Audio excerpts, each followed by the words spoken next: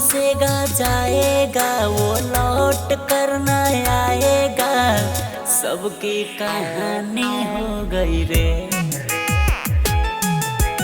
लड़की दीवानी हो गई, यारों की पानी हो गई रे।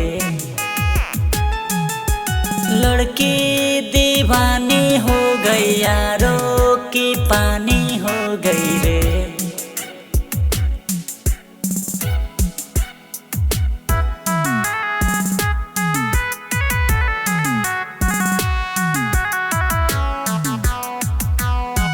तुम दिल लगाओगे वो दिमाग लगा देगी, तुम प्यार चाहोगे उससे वो आग लगा देगी। तुम दिल लगाओगे वो दिमाग लगा देगी, तुम प्यार चाहोगे उससे वो आग लगा देगी।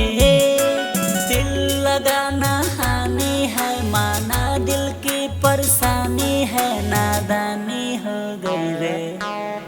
लड़की दीवानी हो गई, यारों की पानी हो गई रे।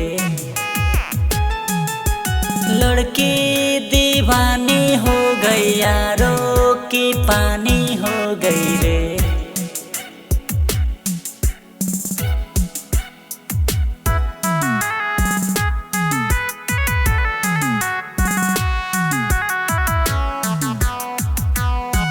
जो बाप की नहीं है वो किसका होगी, वो तेरे दिखावे के लिए तेरे पास रोगी।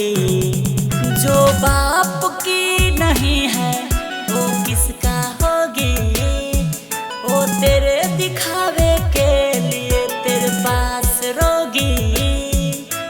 तुमने तो सुना है मेरे ऊपर तो बीता है, अनजानी हो गई रे।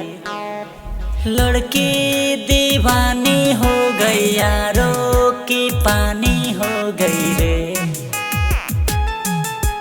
लड़की दीवानी हो गई, यारों की पानी हो गई रे।